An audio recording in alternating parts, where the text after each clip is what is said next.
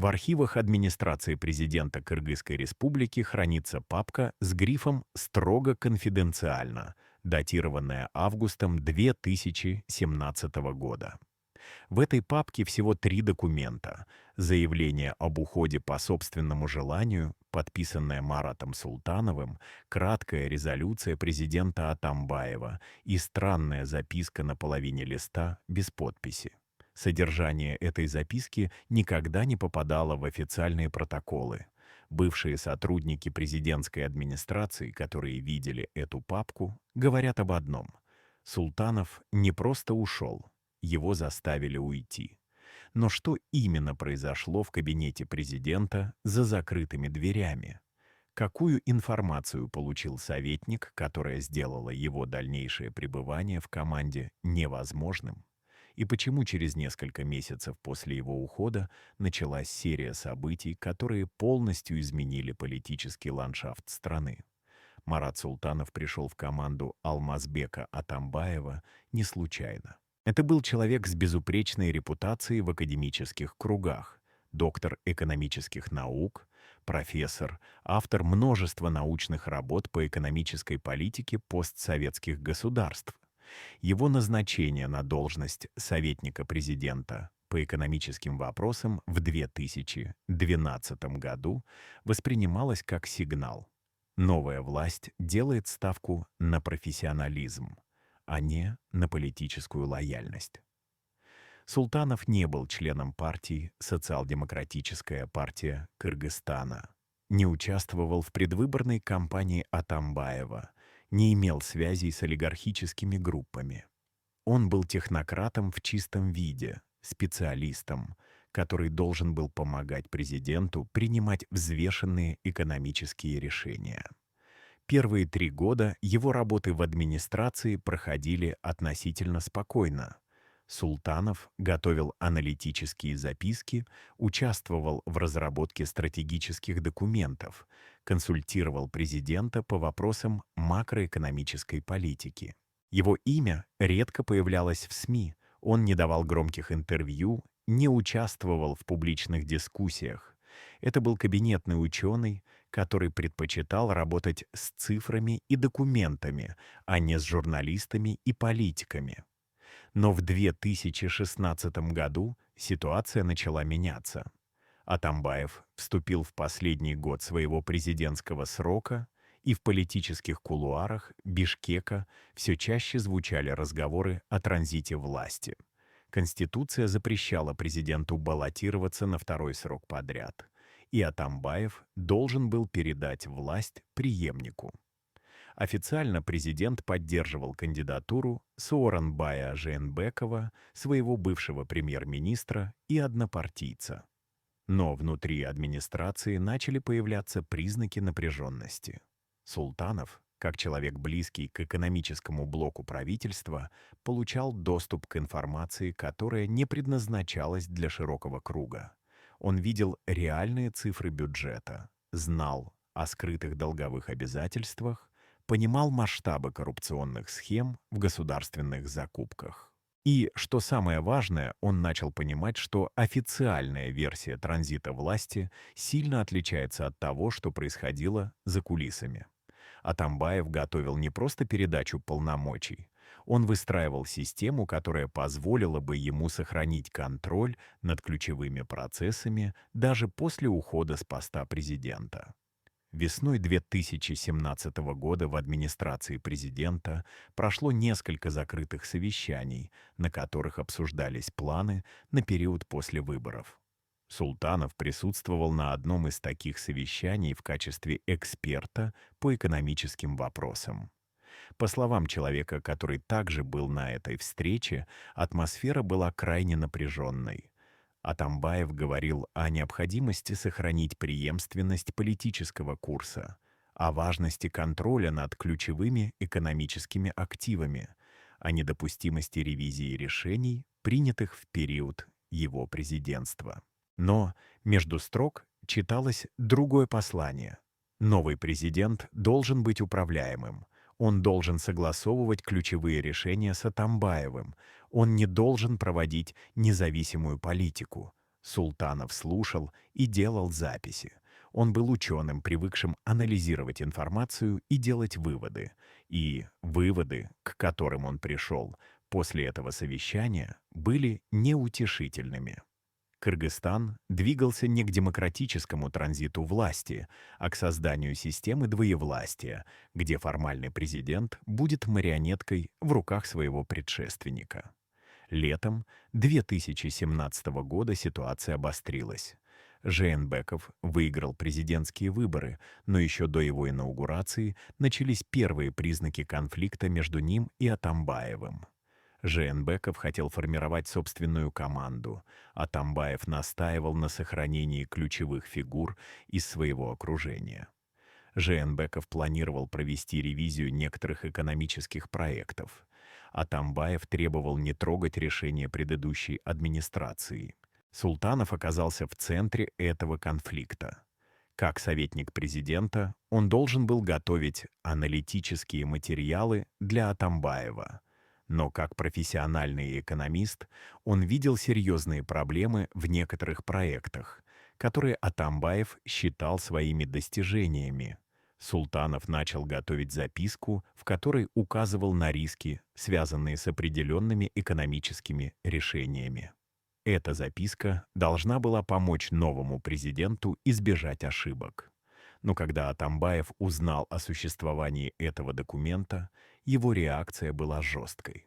В начале августа 2017 года Султанова вызвали в кабинет президента. Встреча была назначена на поздний вечер, что само по себе было необычно. Обычно Атамбаев принимал советников в первой половине дня, вечерние встречи были зарезервированы для узкого круга доверенных лиц. Султанов пришел с папкой документов, думая, что президент хочет обсудить какие-то экономические вопросы. Но разговор пошел совсем в другом направлении. Атамбаев был холоден и сдержан. Он не повышал голос, не делал резких жестов, но каждое его слово было наполнено скрытой угрозой. Президент спросил Султанова о записке, которую тот готовил для Жээнбекова. Он хотел знать, какую именно информацию советник собирался передать новому президенту. Султанов попытался объяснить, что это обычная аналитическая работа, что он просто выполняет свои профессиональные обязанности. Но Атамбаев перебил его. Он сказал, что в политике нет места академической объективности, что каждый должен выбрать свою сторону, что лояльность важнее профессионализма. Дальше произошло то, о чем Султанов никогда публично не рассказывал. Атамбаев положил на стол несколько документов и предложил советнику ознакомиться с ними. Это были материалы, которые компрометировали некоторых членов будущей команды Жээнбекова. Финансовые документы, показывающие сомнительные сделки. Записи разговоров, в которых обсуждались коррупционные схемы. Фотографии, которые могли разрушить репутации. Атамбаев сказал, что эти материалы будут использованы в нужный момент, что новый президент должен понимать, кто на самом деле контролирует ситуацию в стране, и он предложил Султанову стать частью этой системы контроля.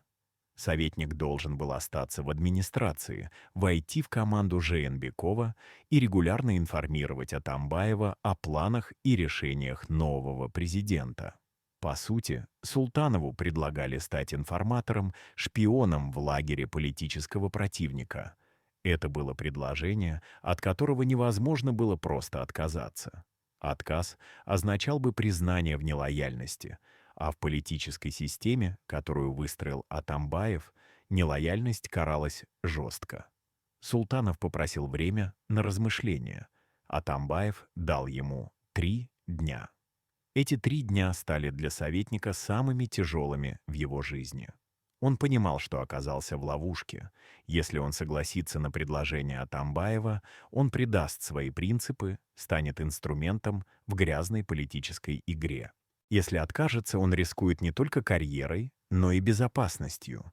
В Кыргызстане было множество примеров того, как люди, отказавшиеся играть по правилам действующей власти, внезапно оказывались под уголовным преследованием, теряли бизнес, сталкивались с угрозами в адрес своих семей. Султанов консультировался с несколькими близкими людьми, но не мог рассказать им всю правду. Он говорил обтекаемо, спрашивал их мнение о гипотетических ситуациях, пытался понять, как поступили бы они на его месте. Большинство советовали не идти на конфликт с Атамбаевым, дождаться инаугурации Жээнбекова и потом тихо уйти. Но Султанов понимал, что это не решение, а Атамбаев не из тех людей, кто просто отпускает тех, кто знает слишком много. На третий день Султанов принял решение. Он написал заявление об уходе по собственному желанию и отнес его в администрацию президента. В заявлении не было никаких объяснений, только стандартная формулировка «Прошу освободить меня от должности советника президента по экономическим вопросам в связи с личными обстоятельствами». Атамбаев принял это заявление без комментариев. Он поставил резолюцию «Не возражаю» и передал документ в кадровую службу. Официально все выглядело цивилизованно. Уважаемый профессор решил вернуться к научной работе. Президент с пониманием отнесся к его решению, стороны расстались без конфликта. Но те, кто знал реальную ситуацию, понимали. Султанов не ушел, его вытолкнули. Он отказался играть по правилам Атамбаева, и это был единственный способ выйти из игры без катастрофических последствий. Но даже уход не гарантировал безопасности. Султанов знал слишком много, и это знание делало его потенциальной угрозой. После ухода из администрации Султанов практически исчез из публичного пространства. Он не давал интервью, не комментировал политические события, не участвовал в общественных дискуссиях. Его коллеги по университету говорили, что он стал замкнутым и осторожным, избегал разговоров о своей работе в президентской администрации, уклонялся от вопросов о причинах ухода. Некоторые считали, что он просто устал от политики и решил вернуться к спокойной академической жизни. Но были и те, кто видел в его поведении признаки страха. Султанов вел себя как человек, который знает, что за ним наблюдают, что каждое его слово может быть использовано против него. Он сменил номер телефона, стал реже появляться в общественных местах, ограничил круг общения. Это было поведение человека, который пытается стать невидимым, раствориться в толпе, перестать быть интересным для тех, кто обладает властью. Осенью 2017 года, через несколько недель после инаугурации Жээнбекова, начался открытый конфликт между новым президентом и его предшественником. Атамбаев публично критиковал решение Жээнбекова, обвинял его в неблагодарности и предательстве, требовал сохранить преемственность политического курса. Жээнбеков отвечал более сдержанно, но твердо давал понять, что намерен проводить независимую политику. Конфликт быстро перерос в открытое противостояние. Начались уголовные дела против соратников Атамбаева, проверки проектов, реализованных в период его президентства, публичные разоблачения коррупционных схем. Атамбаев отвечал митингами, резкими заявлениями в СМИ, обвинениями в политических репрессиях. Страна оказалась на грани политического кризиса, и в этой ситуации многие вспомнили о Султанове. Ведь именно он был одним из тех, кто видел изнутри, как Атамбаев готовился сохранить контроль над властью после ухода с поста президента. Именно он мог бы рассказать о механизмах этого контроля, о документах, которые Атамбаев собирал на своих потенциальных противников, о планах, которые обсуждались на закрытых совещаниях. Но Султанов молчал. Его не вызывали на допросы, не приглашали давать показания, не просили стать свидетелем в уголовных делах против Атамбаева. Это молчание было странным. Обычно в таких политических конфликтах власть активно ищет свидетелей из числа бывших соратников противника, людей, которые могут предоставить компрометирующую информацию. Но в случае с Султановым этого не происходило. Почему? Одна из версий заключалась в том, что Султанов заключил негласное соглашение с обеими сторонами конфликта. Он не будет рассказывать о том, что знает, а взамен его оставят в покое. Это была бы классическая сделка. Молчание в обмен на безопасность. Но была и другая версия, более тревожная. Возможно, информация, которой обладал Султанов, была настолько взрывоопасной, что ни одна из сторон не хотела ее обнародования. Возможно, эта информация компрометировала не только Атамбаева, но и некоторых людей из окружения Жээнбекова. Возможно, публичное раскрытие того, что знал Султанов, привело бы к такому скандалу, который разрушил бы репутацию всей политической элиты страны. В 2019 году ситуация достигла апогея. Спецслужбы попытались задержать Атамбаева в его резиденции в селе Койташ. Операция закончилась трагически. Погиб сотрудник спецназа, десятки людей получили ранения. Сам Атамбаев был арестован и обвинен в ряде тяжких преступлений.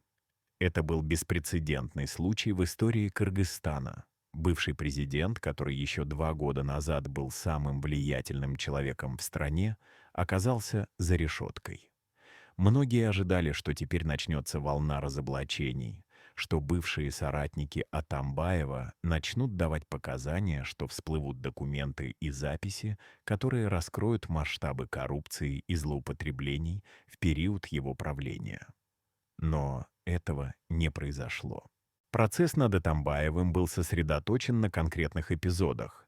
Дело о коррупции при модернизации ТЭЦ Бишкека, дело о незаконном освобождении криминального авторитета Азиза Батукаева, дело о насилии в отношении сотрудников спецслужб в Койташе, но более широкие вопросы о системе власти, которую выстроил Атамбаев, о механизмах контроля, которые он пытался сохранить после ухода с поста президента, остались за рамками судебного процесса. И снова возникал вопрос: где Султанов? Почему человек, который был свидетелем закулисных процессов в администрации Атамбаева, который знал о планах сохранения контроля над властью, который видел компрометирующие документы, не был привлечен в качестве свидетеля? Некоторые журналисты пытались найти Султанова и взять у него интервью, но он неизменно отказывался от комментариев. Его стандартный ответ был таким: «Я больше не занимаюсь политикой. Я вернулся к научной работе. У меня нет информации, которая могла бы быть полезна следствию». Это был ответ человека, который построил вокруг себя стену молчания и не собирался ее разрушать. Но почему? Что заставляло его хранить молчание даже тогда, когда его бывший начальник оказался за решеткой и уже не мог ему угрожать?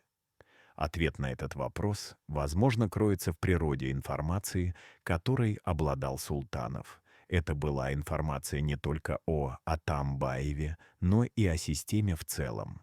Информация о том, как на самом деле принимаются решения в Кыргызстане, кто стоит за политическими фигурами, какие интересы определяют политический курс страны. Есть документ, о котором мало кто знает. Это письмо, которое Султанов написал одному из своих коллег через несколько месяцев после ухода из администрации президента. Письмо не предназначалось для публикации, это была частная переписка между двумя учеными. Но копия этого письма каким-то образом попала в руки журналистов. В письме Султанов писал о своем разочаровании в политике, о том, что система власти в Кыргызстане построена на личных связях и теневых договоренностях, а не на законах и институтах. Он писал, что любой президент, приходящий к власти с намерением провести реформы, неизбежно сталкивается с сопротивлением этой системы. И что самое страшное, система поглощает реформаторов, превращает их в часть себя.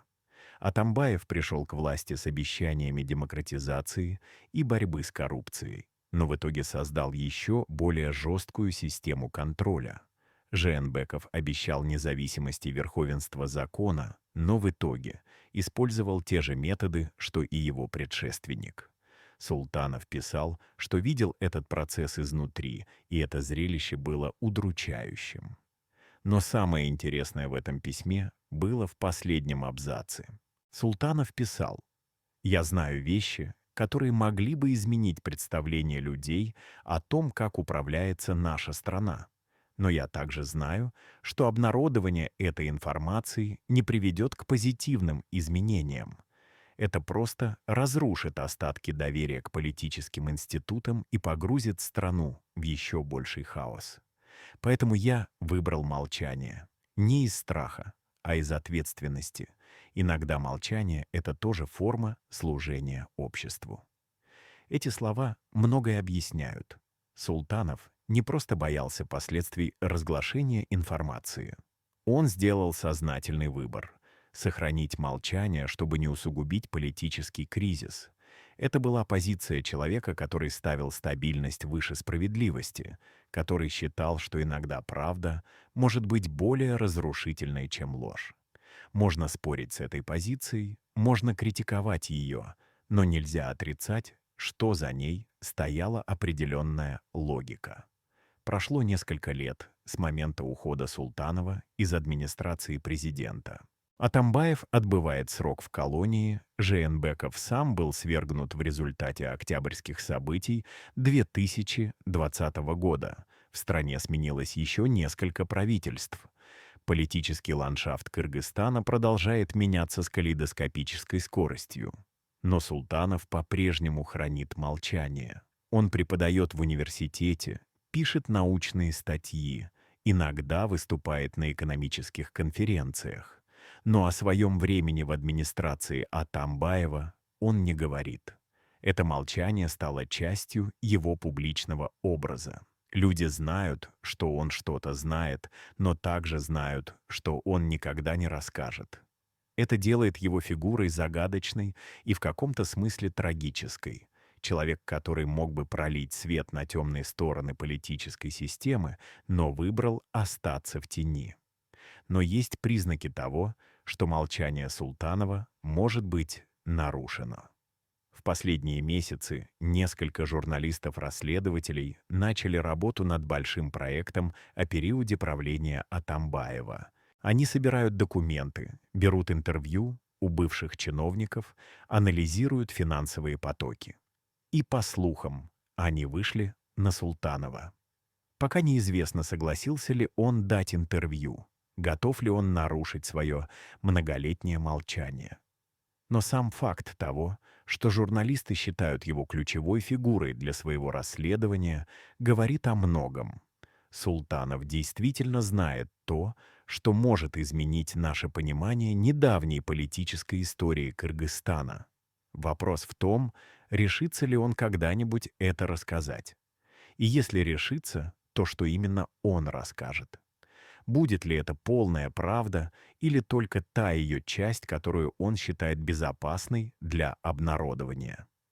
Существует теория, что Султанов ведет дневник, что все эти годы он записывал свои наблюдения, фиксировал разговоры, которые слышал, документировал события, свидетелем которых был.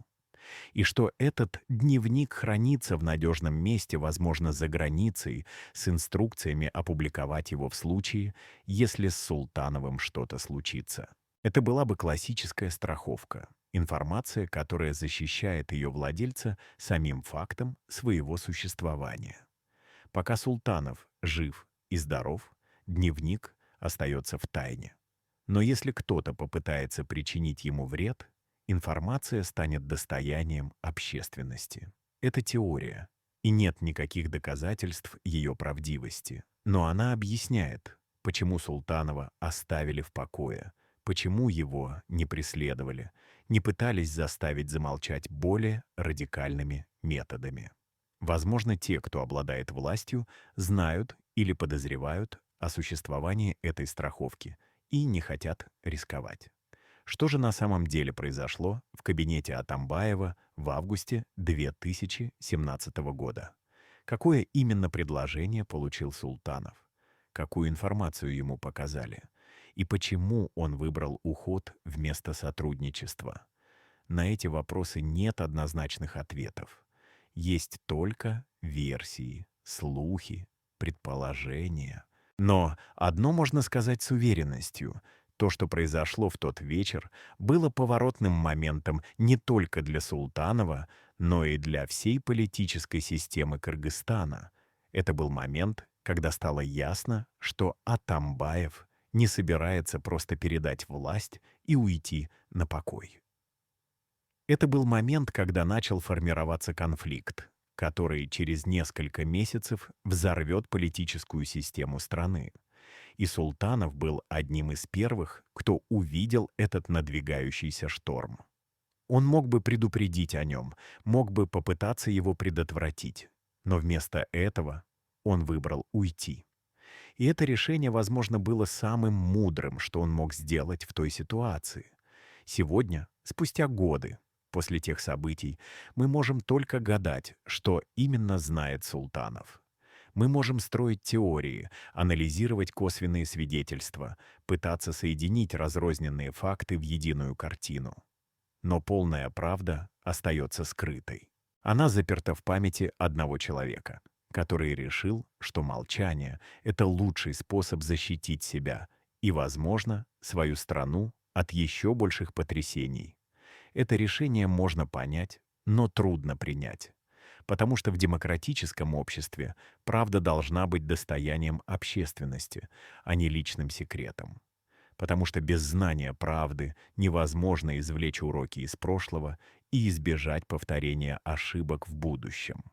Но Султанов сделал свой выбор.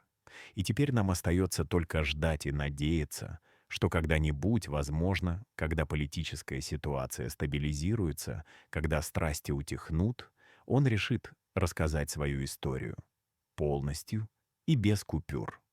А пока мы можем только задавать вопросы, что именно Атамбаев предложил Султанову в тот августовский вечер. Какие документы он показал ему?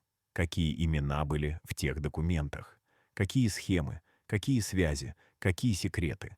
И самое главное, почему эта информация до сих пор остается скрытой? Кого она защищает? И от чего? Эти вопросы остаются без ответа. Но сам факт их существования говорит о том, что история с уходом Султанова из администрации президента — это не просто эпизод из биографии одного чиновника.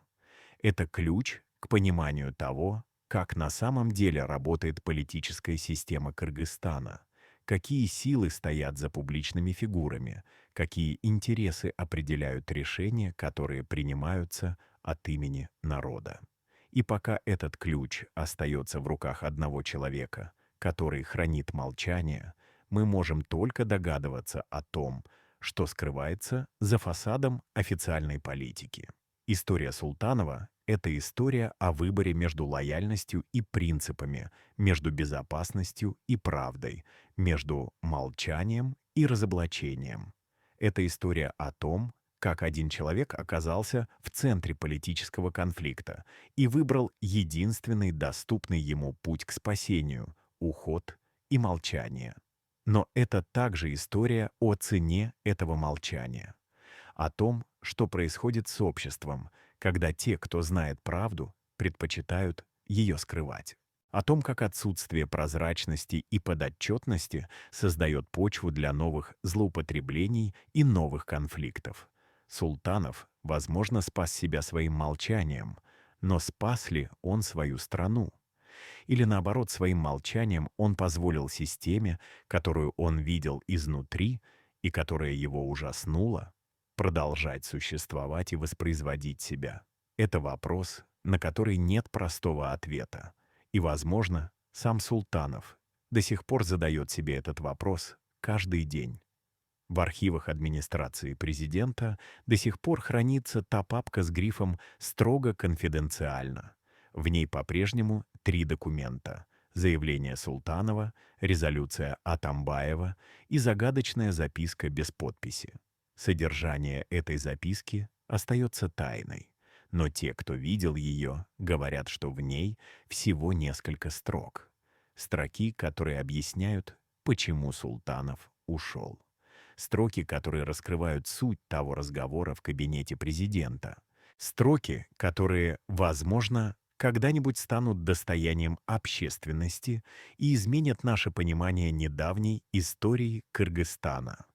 Но пока эта записка остается в архиве, за 7 печатями, недоступная для исследователей и журналистов. И Султанов продолжает хранить молчание. Молчание, которое говорит больше, чем любые слова. Молчание, которое стало его защитой и его проклятием. Молчание, которое, возможно, однажды будет нарушено. Но когда это произойдет, и что мы узнаем в тот момент, остается одной из главных загадок современной политической истории Кыргызстана. Продолжение сценария. Существует еще один документ, о котором почти никто не знает. Это служебная записка, датированная июлем 2017 года, за месяц до ухода Султанова. Записка была адресована руководителю администрации президента и содержала анализ экономических рисков, связанных с определенными инвестиционными проектами, реализованными в период президентства Атамбаева. Султанов указывал на несоответствие финансовой отчетности, на завышенные сметы, на подозрительные схемы распределения подрядов. Это был сухой экономический анализ, без политических оценок, без обвинений в коррупции, просто цифры, факты, выводы. Но эти цифры рассказывали историю о том, как государственные деньги утекали в карманы узкого круга людей, связанных с президентской администрацией. Записка так и не дошла до руководителя администрации. Она была перехвачена на уровне помощников и передана напрямую Атамбаеву. И именно эта записка стала причиной того вечернего разговора в президентском кабинете. Атамбаев воспринял записку Султанова не как профессиональный анализ, а как личное предательство. Для него это было доказательством того, что советник готовится перейти на сторону Жээнбекова, что он собирается предоставить новому президенту компрометирующие материалы. В логике Атамбаева не было места для академической объективности или профессиональной этики. Был только простой выбор. Ты либо с нами, либо против нас.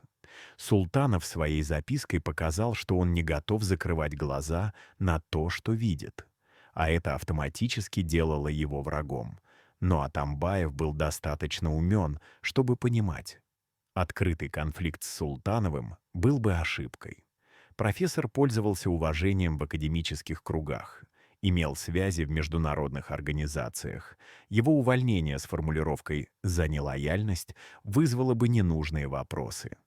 Поэтому Атамбаев выбрал другую тактику. Он решил превратить Султанова из потенциального обличителя в соучастника. В тот вечерний разговор Атамбаев не просто показал Султанову компрометирующие материалы на людей из окружения Жээнбекова. Он сделал нечто более тонкое и более опасное. Он показал Султанову документы, которые компрометировали самого Султанова. Это были копии финансовых документов, связанных с несколькими экономическими проектами, в разработке которых Султанов принимал участие как советник президента. Документы были составлены таким образом, что создавали впечатление, будто Султанов получал откаты от подрядчиков, будто он лично был заинтересован в продвижении определенных проектов. Это были фальшивки, искусно сфабрикованные, но достаточно убедительные, чтобы стать основой для уголовного дела. Атамбаев дал Султанову понять, если советник откажется сотрудничать, эти документы попадут в правоохранительные органы. И тогда вместо уважаемого профессора Султанов станет обвиняемым по делу о коррупции. Это была классическая ловушка. Султанов оказался перед выбором либо стать информатором Атамбаева в команде Жээнбекова, либо столкнуться с уголовным преследованием по сфабрикованным обвинениям. Третьего варианта, казалось, не было. Но Султанов нашел его. Он понял, что единственный способ выйти из этой ситуации — это сделать себя бесполезным для обеих сторон. Если он уйдет из администрации до инаугурации Жээнбекова, он не сможет быть информатором, потому что не будет иметь доступа к информации. А если он публично объявит о своем уходе по собственному желанию и вернется к академической работе, любые попытки возбудить против него уголовное дело будут выглядеть как политическая месть. Это был рискованный план, но это был единственный план, который давал шанс на спасение. И Султанов его реализовал. Когда Султанов подал заявление об уходе, Атамбаев оказался в сложной ситуации. Он мог отказаться принять заявление, мог попытаться удержать Султанова силой или угрозами. Но это означало бы открытый конфликт, который привлек бы внимание. Атамбаев мог запустить механизм уголовного преследования, используя сфабрикованные документы. Но это тоже было рискованно. Султанов мог публично заявить о фальсификации, мог обратиться в международные организации, мог превратить свое дело в символ политических репрессий. В итоге Атамбаев выбрал наименее конфликтный вариант. Он принял отставку Султанова и отпустил его. Но это не означало, что он простил предательство. Это означало только то, что он отложил расплату на потом. Атамбаев был человеком, который умел ждать и который никогда не забывал обид. После ухода из администрации Султанов предпринял несколько шагов, которые должны были обеспечить его безопасность. Во-первых, он передал копии всех документов, которые у него были, включая свою злополучную записку об экономических рисках, нескольким доверенным лицам за границей. Это была страховка. Если с ним что-то случится, документы будут опубликованы. Во-вторых, он дал несколько интервью иностранным СМИ, в которых в общих чертах рассказал о давлении, которое испытывал в последние месяцы работы в администрации. Он не называл имен, не приводил конкретных фактов, но создал публичный след, который делал его фигурой заметной для международного сообщества. В-третьих, он установил контакты с несколькими правозащитными организациями и дал им понять, что в случае возбуждения против него уголовного дела он будет рассматривать это как политическое преследование и обратиться за международной защитой. Эти меры оказались эффективными. В последующие месяцы, когда конфликт между Атамбаевым и Жээнбековым обострился, когда начались уголовные дела против соратников бывшего президента, Султанова не трогали. Его имя не всплывало в следственных материалах, его не вызывали на допросы, против него не возбуждали дел. Он стал фигурой, которую обе стороны конфликта предпочитали игнорировать. Для Атамбаева Султанов был предателем, но предателем, который принял меры предосторожности и стал слишком опасным для прямой атаки. Для Жээнбекова Султанов был потенциальным источником информации о предшественнике, но источником ненадежным, который мог знать слишком много и о новой власти тоже. Поэтому обе стороны молчаливо согласились оставить Султанова в покое. Это было негласное перемирие, основанное на взаимном страхе перед тем, что Султанов мог рассказать. Но молчание Султанова имело свою цену. Он не мог вернуться в большую политику, не мог занимать государственные должности, не мог публично высказываться по острым политическим вопросам. Он стал академическим затворником, человеком, который живет в мире цифр и научных статей, избегая реального мира политики и власти. Его коллеги замечали, что он изменился. Раньше Султанов был открытым и общительным человеком, любил дискуссии, с энтузиазмом делился своими идеями. Теперь он стал замкнутым и осторожным, избегал споров, уклонялся от прямых ответов на неудобные вопросы. Это была цена выживания в системе, где знание правды может быть смертельно опасным. Султанов выжил, но часть его личности была принесена в жертву этому выживанию. Есть один эпизод, который многое говорит о внутреннем состоянии Султанова в те годы. В 2019 году, вскоре после ареста Атамбаева, один из журналистов все-таки сумел добраться до Султанова и задать ему прямой вопрос. Что вы чувствовали, когда узнали, что ваш бывший начальник арестован? Султанов долго молчал, а потом сказал: «Я чувствовал облегчение, но также я чувствовал страх, потому что арест Атамбаева не означал конец системы, которую он создал. Система продолжает существовать, только с другими лицами, и эта система по-прежнему опасна для тех, кто знает слишком много». Это было редкое откровение, момент, когда Султанов позволил себе приоткрыть завесу над своими истинными мыслями. Но сразу после этого он замолчал и больше не давал интервью. Что же представляла собой эта система, о которой говорил Султанов? Это была система, в которой формальные институты власти, президент, парламент, правительство были лишь фасадом, за которым скрывались реальные механизмы принятия решений. Решения принимались не в кабинетах министров, а в закрытых переговорах между узким кругом людей, контролирующих ключевые ресурсы: бюджетные потоки, силовые структуры, СМИ, крупный бизнес.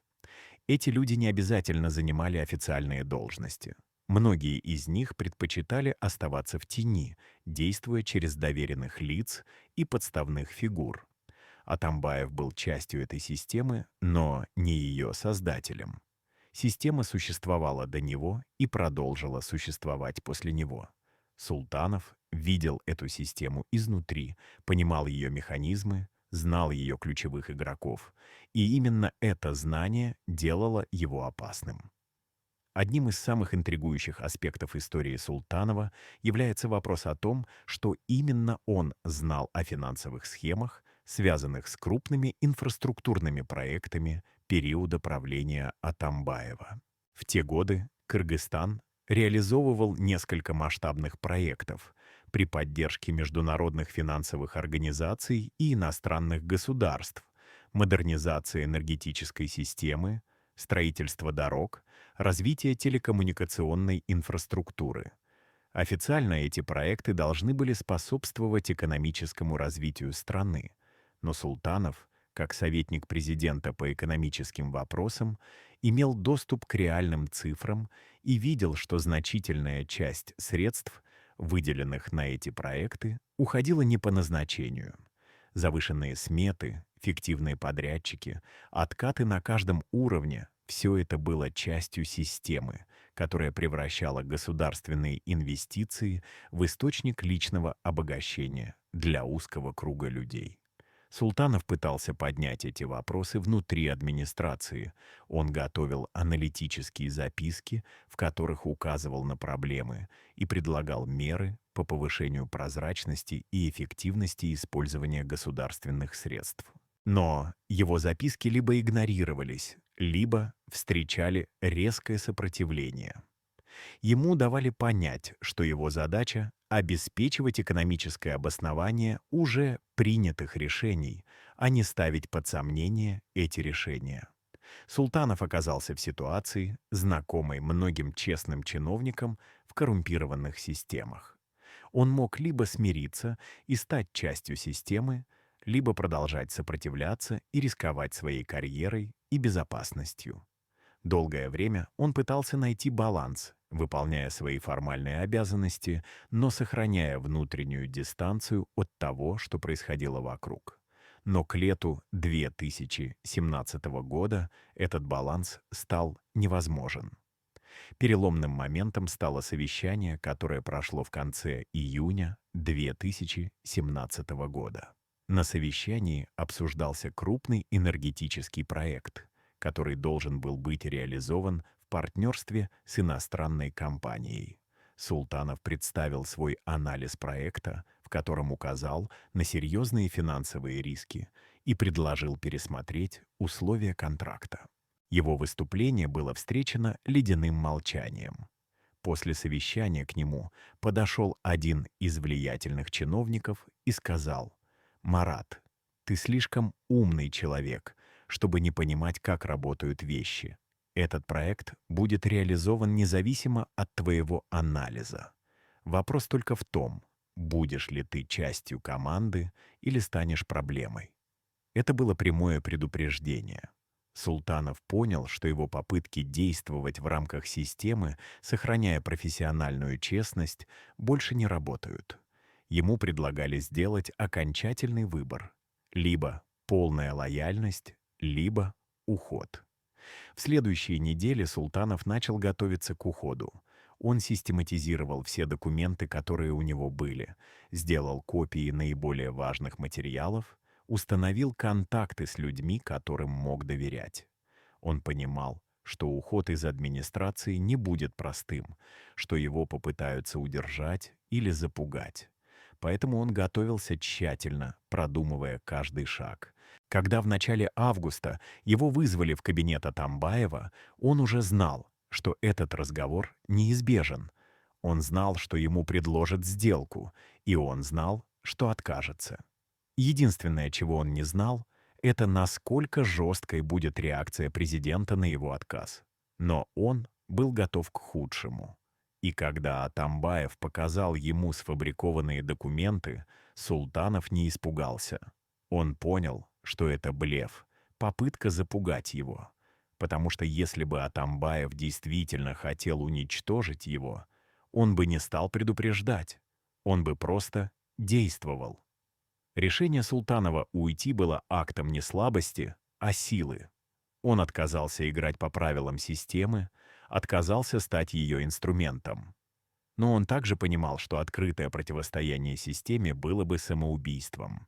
Поэтому он выбрал третий путь — тихий уход, который не давал системе повода для репрессий, но и не делал его соучастником. Это был компромисс, но компромисс на его условиях. Он сохранил свою честь, но заплатил за это ценой молчания. И это молчание стало его защитой и его тюрьмой одновременно. Потому что молчание означало, что правда, которую он знал, осталась скрытой. Означало, что система, которую он видел изнутри, продолжила функционировать без помех. Означало, что другие люди, которые могли бы извлечь уроки из его опыта, остались в неведении. Прошло уже несколько лет, но вопросы остаются. Что именно знает Султанов о финансовых схемах периода правления Атамбаева? Какие конкретные проекты были использованы для хищения государственных средств? Кто были бенефициары этих схем? Куда ушли деньги? И самое важное, продолжают ли эти схемы работать при новой власти? Султанов мог бы ответить на эти вопросы. У него есть документы, есть знания, есть понимание механизмов. Но он молчит. И его молчание ставит перед нами более глубокий вопрос. Что важнее для общества? Стабильность, основанная на умолчании неудобных истин, или справедливость, которая может быть достигнута только через раскрытие этих истин, даже если это приведет к потрясениям. Султанов сделал свой выбор в пользу стабильности. Он решил, что раскрытие того, что он знает, принесет больше вреда, чем пользы. Можно спорить с этим выбором, можно критиковать его за трусость или за излишнюю осторожность. Но нельзя отрицать, что это был сознательный выбор человека, который видел систему изнутри и понимал последствия ее разрушения.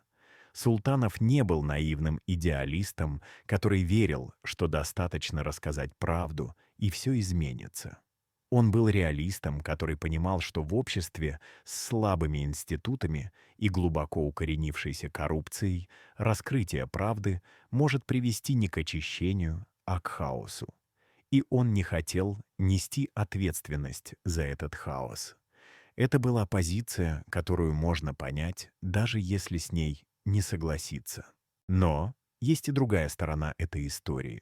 Молчание Султанова означает, что те, кто был ответственен за хищение государственных средств, за коррупционные схемы, за злоупотребление властью, остались безнаказанными.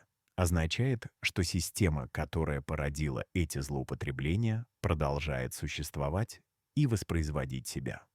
Означает, что новое поколение чиновников учатся не на ошибках прошлого, а на его успешных практиках обогащения за счет государства.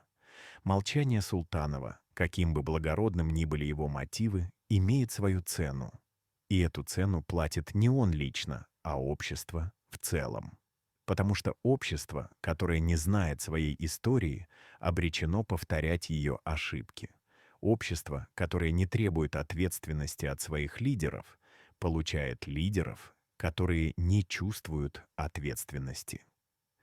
Общество, которое принимает молчание как норму, теряет способность к критическому мышлению и гражданскому участию. Сегодня Султанов живет тихой жизнью университетского профессора. Он читает лекции, руководит диссертациями, публикует научные статьи. Его студенты не знают, что их профессор когда-то был в центре политических событий, что он знает секреты, которые могли бы изменить их представление о том, как управляется их страна. Для них он просто уважаемый ученый, эксперт по экономике, человек с впечатляющим академическим послужным списком. Но иногда, во время лекций, когда Султанов говорит о коррупции, о важности прозрачности в государственном управлении, о необходимости подотчетности власти, в его голосе появляются нотки, которые выдают личный опыт. Это не просто теоретические рассуждения ученого, это свидетельство человека, который видел, как теория расходится с практикой, как красивые слова о демократии и верховенстве закона разбиваются о реальность коррупции и злоупотребления властью. Иногда студенты спрашивают его: «Профессор, вы работали в администрации президента. Почему вы ушли?» И Султанов отвечает стандартной фразой: «Я понял, что моя работа — это наука и преподавание, а не политика». Но в его глазах в эти моменты появляется что-то, что заставляет думать. За этой стандартной фразой скрывается гораздо более сложная и болезненная история. История о выборе, который пришлось сделать, о цене, которую пришлось заплатить, о правде, которую пришлось скрыть. И студенты чувствуют это, даже если не могут сформулировать. Они понимают, что их профессор знает что-то важное, что-то, что он не может или не хочет рассказать. И это знание делает его фигурой загадочной и в каком-то смысле трагической. Будет ли когда-нибудь нарушено молчание Султанова? Решится ли он рассказать свою историю полностью, без купюр и самоцензуры? Это зависит от многих факторов, от политической ситуации в стране, от того, насколько безопасно будет для него говорить, от его личного решения, от того, перевесит ли в какой-то момент желание рассказать правду страх перед последствиями, от давления общества, от того, насколько сильным будет запрос на правду о недавнем прошлом, пока все эти факторы не сложились в благоприятную комбинацию. Пока Султанов продолжает хранить молчание, но история показывает, что рано или поздно правда находит способ выйти наружу. Рано или поздно документы рассекречиваются, свидетели начинают говорить, журналисты находят улики. Вопрос только в том, когда это произойдет, и будет ли к тому времени эта правда еще актуальной и важной для общества. А пока мы можем только наблюдать за Султановым издалека, пытаясь прочитать между строк его редких публичных высказываний, анализируя его научные работы в поисках намеков на то, что он знает. Мы можем строить теории и предположения, соединять разрозненные факты, пытаться восстановить картину того, что произошло в августе 2017 года в кабинете президента Атамбаева. Но полная картина остается скрытой. Она существует только в памяти одного человека, который решил, что молчание — это его способ выживания и его форма служения обществу. Правильный ли это выбор? История рассудит. Но пока история молчит вместе с Султановым, оставляя нас с вопросами, на которые нет ответов, и с правдой, которая остается скрытой за 7 печатями. Продолжение сценария. Существует любопытная деталь, которую мало кто заметил в тот период. За 2 недели до своего ухода из администрации Султанов встретился с представителем одной из крупных международных финансовых организаций, работавшей в Кыргызстане. Встреча была неофициальной, проходила не в офисе, а в кафе на окраине Бишкека. Свидетели этой встречи говорят, что разговор длился больше 2 часов, что Султанов передал своему собеседнику толстую папку с документами, что оба выглядели крайне серьезными и озабоченными. Что было в той папке? О чем они говорили? Официальных записей этой встречи не существует. Но есть основания полагать, что Султанов передал международной организации копии документов, которые свидетельствовали о нарушениях в использовании средств, выделенных на развитие экономики Кыргызстана. Это была его страховка. Если против него начнется преследование, эти документы станут достоянием международного сообщества, что создаст дипломатический скандал и защитит его от самых жестких форм давления. Эта встреча не осталась незамеченной службами безопасности. За Султановым велось наблюдение, его телефонные разговоры прослушивались, его передвижения фиксировались. Когда информация о встрече с представителем международной организации дошла до руководства службы национальной безопасности, было проведено экстренное совещание. Обсуждался вопрос, что делать с Султановым. Одни предлагали жесткие меры — задержание, обыск, изъятие всех документов. Другие возражали, указывая на то, что такие действия привлекут внимание международного сообщества и создадут проблемы для имиджа страны. В итоге было принято решение усилить наблюдение, но не предпринимать открытых действий. Это решение фактически спасло Султанова, потому что если бы против него были применены силовые методы, это могло закончиться трагически. Но система выбрала более тонкий подход — изоляцию и молчаливое давление вместо открытых репрессий. После ухода из администрации Султанов обнаружил, что его жизнь изменилась не только в профессиональном, но и в личном плане. Некоторые его старые друзья и коллеги начали избегать общения с ним. Не открыто, не демонстративно, но достаточно заметно. Телефонные звонки стали реже, приглашения на мероприятия перестали приходить. Случайные встречи на улице заканчивались короткими формальными приветствиями вместо долгих разговоров. Султанов понимал, что происходит. В обществе, где власть имеет длинные руки и хорошую память, общение с человеком, который попал в немилость, может быть опасным. Люди боялись, что их связь с Султановым будет истолкована как нелояльность к власти, что это создаст проблемы для их карьеры или бизнеса. Это была тихая форма остракизма, которая не требовала официальных приказов или публичных заявлений. Достаточно было того, что все понимали: Султанов теперь вне системы, и связь с ним нежелательна. Но были и те, кто не отвернулся от Султанова. Небольшая группа близких друзей и коллег, которые ценили его не за должность, а за личные качества, продолжали поддерживать с ним отношения.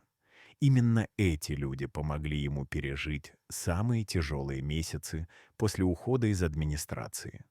Они не задавали неудобных вопросов, не требовали объяснений, просто были рядом. Один из этих друзей позже рассказывал: Марат в те месяцы был как человек, переживший катастрофу. Он не говорил о том, что произошло, но было видно, что он прошел через что-то очень тяжелое. Он похудел, постарел, в его глазах появилась какая-то настороженность, которой раньше не было. Он стал проверять, не следят ли за ним, стал осторожен в разговорах, избегал упоминания определенных тем. Это был человек, который научился жить в постоянном страхе, но пытался не показывать этого. Одним из самых сложных аспектов новой жизни Султанова стало то, что он не мог рассказать даже близким людям о том, что на самом деле произошло. Его жена знала, что он ушел из администрации не по собственному желанию, что был какой-то конфликт, что ему угрожали. Но детали он не раскрывал даже ей. Он говорил, что чем меньше она знает, тем безопаснее для нее. Это создавало напряжение в семье. Жена чувствовала, что муж что-то скрывает, что он несет какую-то тяжелую ношу в одиночку. Она пыталась поддержать его, но не знала, как это сделать, потому что не понимала масштаба проблемы. Дети Султанова, которые были уже взрослыми, также чувствовали, что в жизни отца произошло что-то серьезное. Они видели, как он изменился, как стал замкнутым и осторожным. Но когда они пытались спросить, что случилось, он отвечал уклончиво, говорил, что просто устал от политики и решил вернуться к науке. Эта ложь во спасение была необходима, но она имела свою цену. Султанов чувствовал себя изолированным даже в собственной семье. Он не мог поделиться своими страхами и переживаниями с самыми близкими людьми. Он должен был нести это бремя в одиночку. И это одиночество было, возможно, самым тяжелым аспектом его ситуации, потому что человек, который знает опасную правду и не может ею поделиться, обречен на внутреннюю изоляцию. Он живет в мире, который отличается от мира окружающих его людей. Он видит то, что они не видят, знает то, что они не знают. И эта разница создает невидимую стену между ним и остальными. Султанов научился жить с этой стеной, но она никогда не переставала давить на него. В 2018 году, через год после ухода из администрации, Султанов получил предложение от одного из западных университетов. Ему предлагали должность приглашенного профессора на год с возможностью продления. Это была хорошая возможность уехать из страны, получить передышку, оказаться в безопасности. Султанов серьезно рассматривал это предложение. Он даже начал оформлять необходимые документы, но в последний момент он отказался. Почему? Официально он объяснял это семейными обстоятельствами, нежеланием оставлять престарелых родителей. Но те, кто знал его хорошо, понимали, что причина была другой. Султанов боялся, что его отъезд будет истолкован как бегство, как признание вины. Он боялся, что в его отсутствие против него могут возбудить уголовное дело, а вернуться он уже не сможет. Он боялся, что его отъезд поставит под угрозу безопасность его семьи, которая останется в Кыргызстане. Это решение остаться было актом мужества, но также и актом отчаяния. Султанов понимал, что, оставаясь в стране, он остается в зоне досягаемости тех, кто видел в нем угрозу. Но он также понимал, что бегство не решит проблему, а только усугубит ее. Поэтому он выбрал остаться и продолжать жить в этом состоянии постоянной настороженности, постоянного контроля над каждым своим словом и действием. Это была жизнь в тени. Жизнь человека, который пытается быть невидимым, не привлекать внимания, не давать повода для новых подозрений.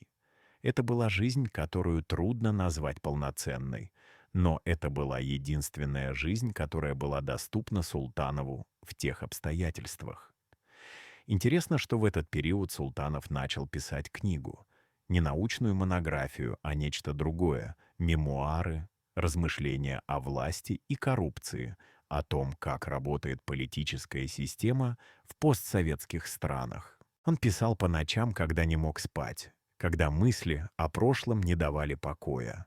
Он писал не для публикации, по крайней мере, не для немедленной публикации. Он писал для себя, чтобы осмыслить то, что с ним произошло, чтобы зафиксировать свой опыт и свои выводы. Рукопись росла медленно, страница за страницей, глава за главой. Султанов не показывал ее никому, хранил в зашифрованном виде на своем компьютере, делал резервные копии и прятал их в разных местах. Эта рукопись была его способом справиться с травмой, его формой терапии. Но она также была потенциальной бомбой замедленного действия. потому что в ней он писал правду, всю правду, без самоцензуры и оглядки на возможные последствия. Будет ли эта рукопись когда-нибудь опубликована? Султанов сам не знает ответа на этот вопрос. Он написал в завещании, что после его смерти рукопись должна быть передана определенному человеку, которому он доверяет, и этот человек должен решить, публиковать ее или нет, в зависимости от политической ситуации в стране. Это была его последняя страховка, его способ убедиться, что правда не умрет вместе с ним. Но это также было признанием того, что при его жизни эта правда, скорее всего, не увидит свет. Султанов смирился с тем, что его история будет рассказана только после того, как он уже не сможет пострадать от последствий этого рассказа. Это было грустное признание реальности, в которой он жил. В 2019 году, когда Атамбаев был арестован, Султанов испытал сложную смесь чувств. С одной стороны, он чувствовал облегчение. Человек, который угрожал ему, который пытался превратить его в инструмент своих политических игр, теперь сам оказался в положении обвиняемого. Это была своего рода справедливость, хотя и запоздалая. Но, с другой стороны, Султанов не испытывал торжества. Он понимал, что арест Атамбаева не означает победу справедливости над коррупцией. Это была просто замена одной группы у власти на другую. Новая власть использовала те же методы, что и старая. Уголовные дела как инструмент политической борьбы, избирательное правосудие, давление на неугодных. Система не изменилась. Изменились только лица. И Султанов, который видел эту систему изнутри, понимал, что его молчание по-прежнему необходимо. Потому что новая власть была не менее опасна, чем старая, для тех, кто знал слишком много. Был момент, когда Султанов подумывал о том, чтобы все-таки выступить публично, рассказать свою историю. Это было осенью 2019 года, когда общественное внимание было приковано к процессу над Атамбаевым. Султанов понимал, что это был подходящий момент. Люди были готовы слушать. СМИ искали новые подробности, международное сообщество следило за развитием событий. Его свидетельство могло бы стать важным вкладом в понимание того, что на самом деле происходило в период правления Атамбаева. Но в последний момент он снова отступил. Что его остановило? Страх? Осторожность? Или понимание того, что его свидетельство будет использовано не для установления истины, а как оружие в политической борьбе? Султанов никогда не объяснял своего решения, но те, кто знал его, понимали. Он не хотел становиться пешкой в чужой игре. Он не хотел, чтобы его слова были вырваны из контекста и использованы для оправдания новых репрессий. Сегодня, спустя годы после тех событий, Султанов продолжает жить своей тихой жизнью. Он стал старше, седины в его волосах стало больше, морщины на лице углубились. Но в его глазах по-прежнему живет та настороженность, которая появилась после ухода из администрации. Он по-прежнему осторожен в словах, по-прежнему избегает политических тем в публичных выступлениях, но иногда в разговорах с близкими друзьями он позволяет себе высказаться более откровенно. Он говорит о том, что система, которая существует в Кыргызстане, не может быть изменена одним человеком или одним политическим событием, что нужны глубокие институциональные реформы, создание независимых институтов контроля, формирование гражданского общества, которое будет требовать прозрачности и подотчетности от власти. Но он также говорит, что не видит признаков того, что такие изменения происходят. Что страна продолжает двигаться по замкнутому кругу, смена власти, новые обещания, старые практики. Есть ли надежда на то, что ситуация изменится? Султанов не дает однозначного ответа на этот вопрос. Как ученый, он понимает, что исторические процессы имеют свою логику и свою динамику. что изменения возможны, но требуют времени и усилий. Как человек, переживший личную драму столкновения с системой, он скептически относится к возможности быстрых изменений. Он видел изнутри, насколько глубоко укоренилась коррупция, насколько прочны связи между властью и бизнесом, насколько эффективны механизмы подавления несогласных. И он понимает, что разрушить эту систему будет невероятно сложно. Но он также понимает, что альтернатива — это продолжение существования в условиях, когда власть не подотчетна обществу, когда коррупция является нормой, когда правда скрывается, а ложь процветает. И эта альтернатива неприемлема. Поэтому Султанов продолжает писать свою книгу медленно по ночам, когда не спится. Он пишет не для славы, не для денег, не для мести. Он пишет потому, что чувствует ответственность перед будущими поколениями.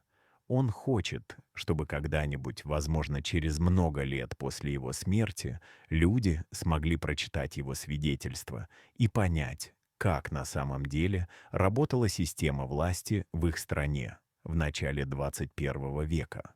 Он хочет, чтобы его опыт стал уроком для тех, кто придет после него. Он хочет, чтобы его молчание при жизни было компенсировано правдой после смерти. Это его способ примирения с собственным выбором, его способ найти смысл в том, что с ним произошло. Это его наследие, которое он оставит миру. Но пока книга не закончена, пока Султанов жив, вопросы остаются без ответов. Что именно произошло в кабинете Атамбаева в августе 2017 года? Какие документы показал президент своему советнику? Какие имена были в тех документах? Какие схемы? Какие суммы? Какие связи? И почему Султанов выбрал молчание вместо разоблачения? Эти вопросы продолжают волновать тех, кто интересуется недавней политической историей Кыргызстана. Они продолжают быть предметом споров и дискуссий в узких кругах политических аналитиков и журналистов-расследователей. Но ответы на них остаются скрытыми. Они существуют только в памяти одного человека и в страницах неопубликованной рукописи, которая хранится в надежном месте, ожидая своего часа. История Султанова — это не просто история одного человека. Это история о том, как работает власть в обществах с слабыми демократическими институтами. Это история о том, какой выбор стоит перед честными людьми, которые оказываются в системе, построенной на коррупции и злоупотреблениях. Это история о цене молчания и цене правды. Это история о том, что иногда выживание требует компромиссов, которые противоречат нашим принципам. И это история о том, что даже в самых сложных обстоятельствах люди пытаются найти способ сохранить свое достоинство и свою честь, даже если это означает жить с тяжелым грузом невысказанной правды. Султанов сделал свой выбор. Он выбрал молчание при жизни и правду после смерти. Он выбрал безопасность для себя и своей семьи вместо справедливости для общества. Он выбрал стабильность вместо потрясений. Можно спорить с этим выбором, можно критиковать его, можно считать его трусостью или предательством. Но нельзя отрицать, что это был выбор человека, который оказался в невозможной ситуации и пытался найти наименее разрушительный выход. Это был выбор человека, который понимал, что в мире, где правит сила, а не закон, правда может быть смертельно опасной.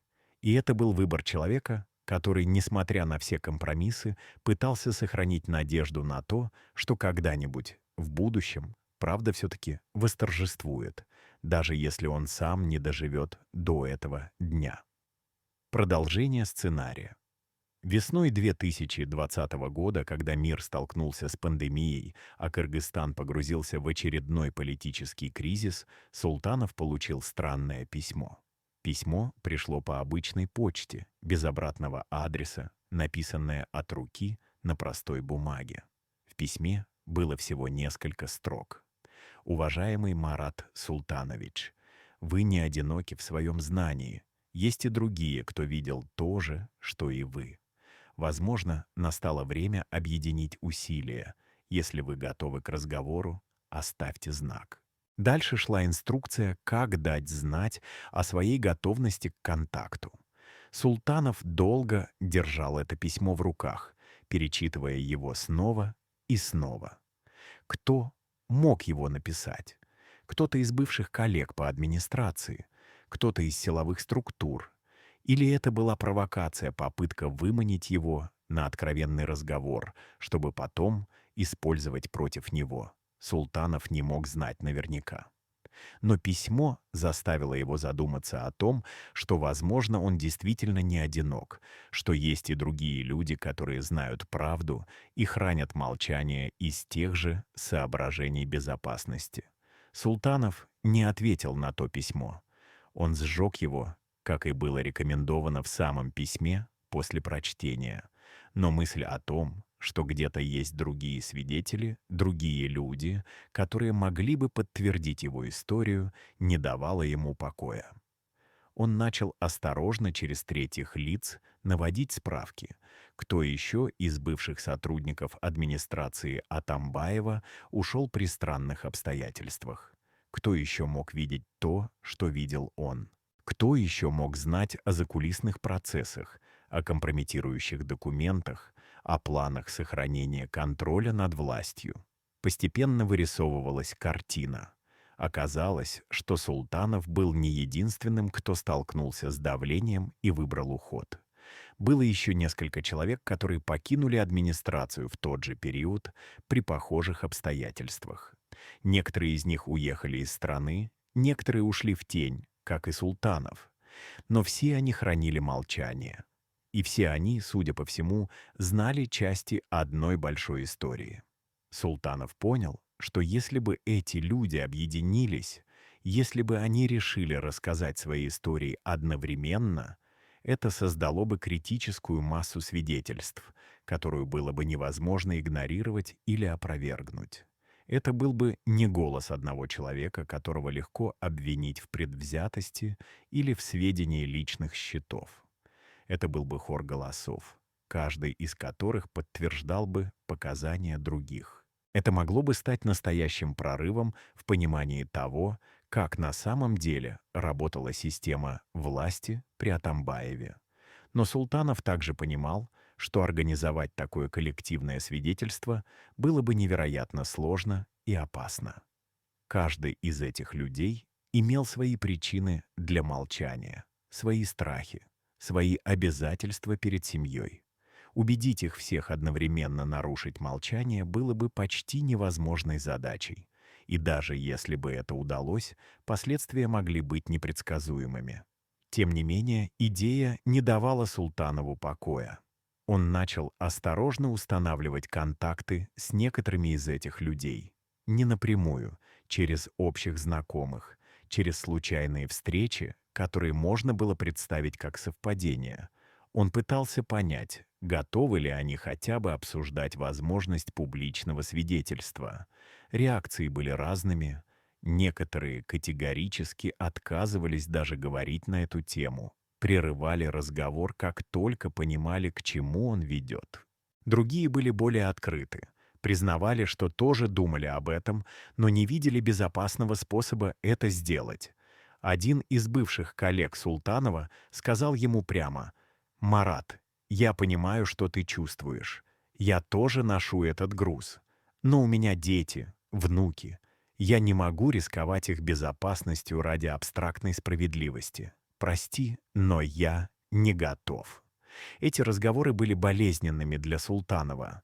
Они напоминали ему о его собственных страхах и сомнениях, о причинах, по которым он сам выбрал молчание.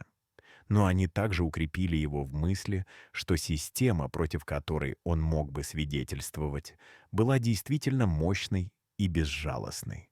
Она не просто подавляла несогласных силой, она делала нечто более эффективное. Она заставляла людей подавлять самих себя, заставляла их выбирать молчание из страха за близких, из понимания того, что цена правды может быть слишком высокой. Это была система, которая превращала потенциальных свидетелей в соучастников молчания, которая делала каждого человека, знающего правду, заложником этого знания.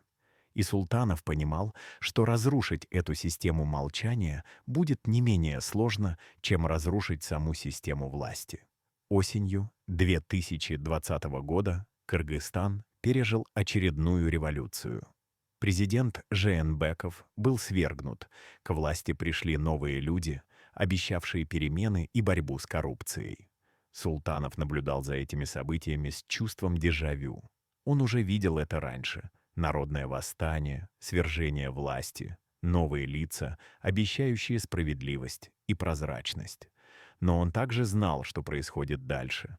Новая власть быстро усваивает методы старой, революционный энтузиазм сменяется прагматизмом, обещания забываются, система воспроизводит себя с новыми актерами, но по тем же правилам. Султанов не питал иллюзий относительно того, что октябрьские события 2020 года приведут к фундаментальным изменениям. Он видел слишком много, чтобы верить в быстрые и легкие решения. Но революция создала новую ситуацию. В период политической нестабильности, когда старые структуры власти были ослаблены, а новые еще не укрепились, появилось окно возможностей. Некоторые журналисты и активисты начали поднимать вопросы о коррупции и злоупотреблениях не только при Жээнбекове, но и при Атамбаеве. Появились расследования, публикации, общественные дискуссии, и в этом контексте имя Султанова снова всплыло. Несколько журналистов обратились к нему с просьбой дать интервью, рассказать о своем опыте работы в администрации Атамбаева. Султанов снова оказался перед выбором. Политическая ситуация изменилась. Риски, возможно, стали меньше. Но страхи остались. И главный вопрос оставался прежним. Приведет ли его свидетельство к реальным изменениям или просто будет использовано в очередном раунде политической борьбы? Султанов согласился на одно интервью. Он выбрал независимое издание, которое имело репутацию серьезной журналистики, а не политической ангажированности. Он поставил условия: интервью будет записано, но опубликовано только после его одобрения финального текста. Он хотел убедиться, что его слова не будут вырваны из контекста, что его свидетельство не будет использовано для политических манипуляций. Интервью длилось несколько часов. Султанов рассказал о своей работе в администрации, о том, как принимались решения, о давлении, которое он испытывал, о причинах своего ухода. Но он был осторожен. Он не называл конкретных имен, не приводил документальных доказательств, не делал прямых обвинений. Он говорил общими терминами, описывал систему, но не конкретные преступления. Это было свидетельство человека, который хотел рассказать правду, но не хотел становиться мишенью. Когда журналисты прислали ему текст интервью для одобрения, Султанов прочитал его несколько раз. Текст был точным, журналисты не исказили его слова, не добавили ничего от себя. Но Султанов понял, что даже в такой осторожной форме его свидетельство было взрывоопасным. Оно подтверждало то, о чем многие подозревали, но не имели доказательств, что администрация Атамбаева была пронизана коррупцией, что решения принимались в интересах узкой группы людей, что существовали механизмы давления на несогласных.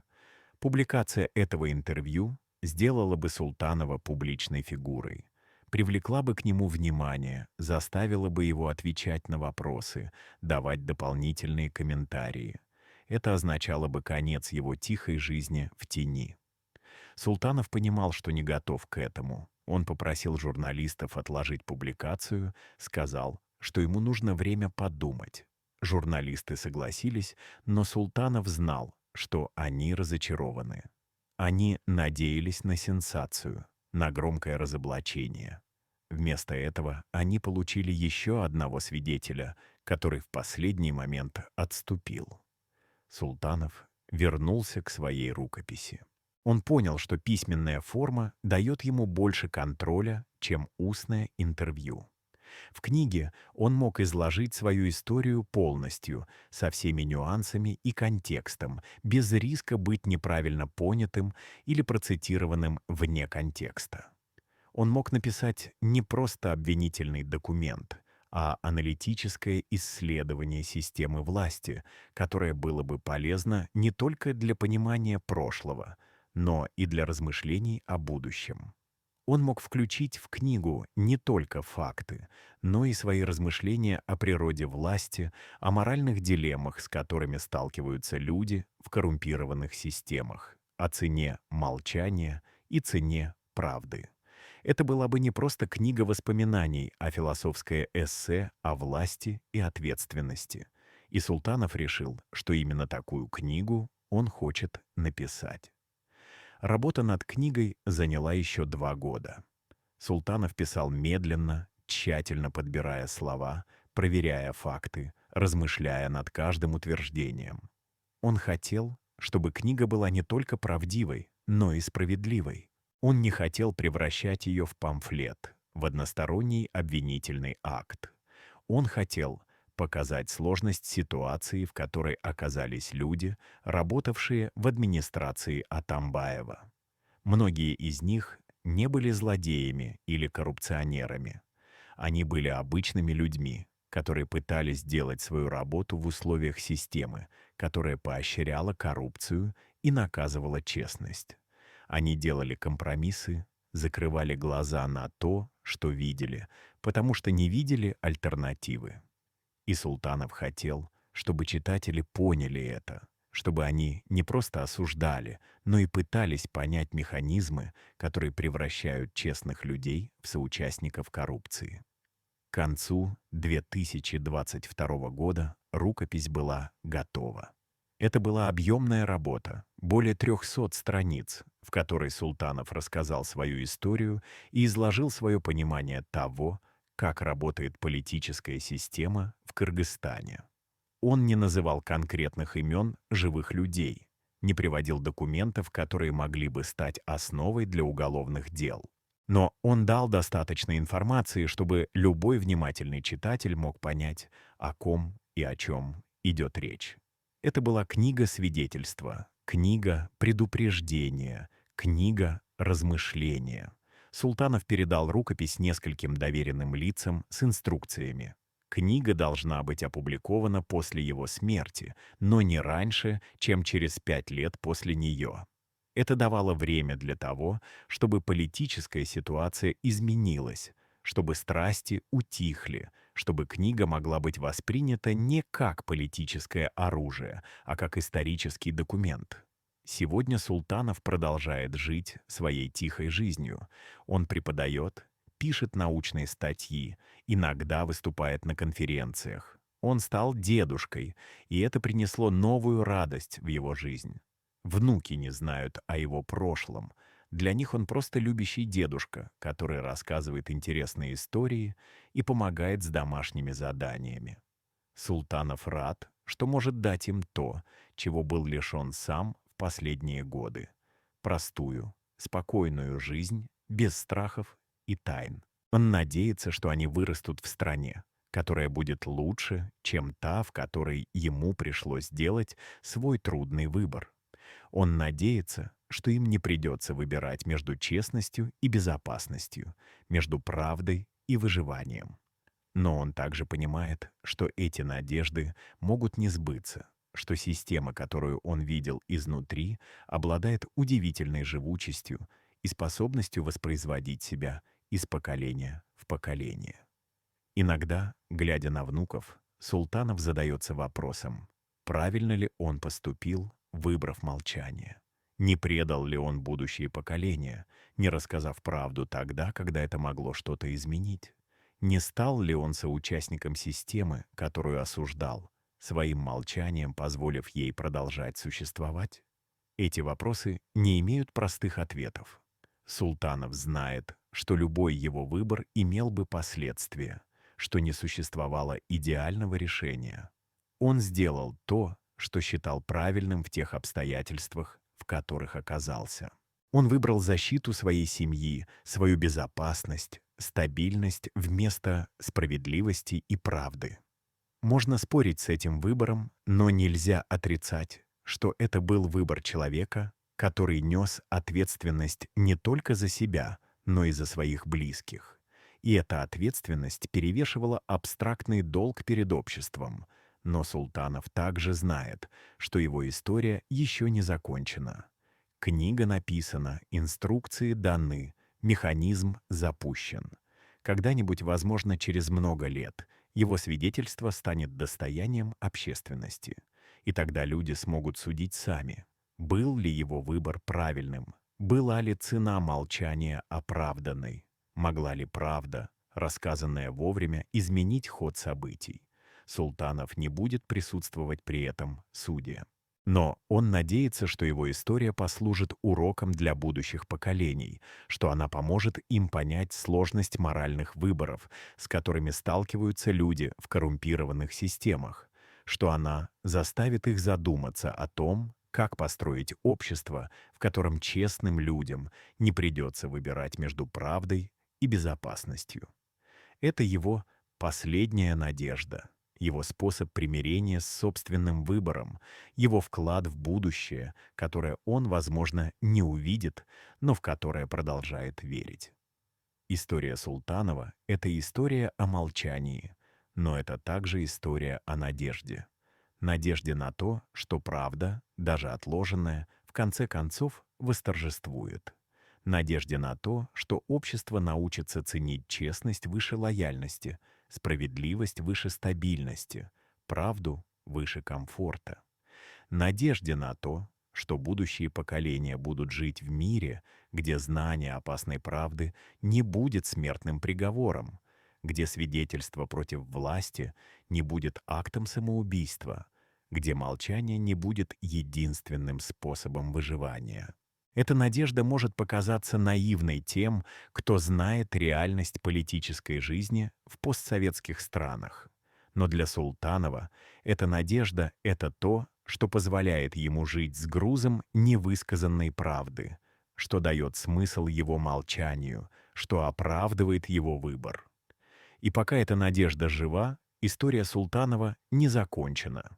Она продолжается в каждом дне его тихой жизни, в каждой странице его неопубликованной книги, в каждом взгляде на внуков, для которых он хочет лучшего будущего. История продолжается, и ее финал еще не написан,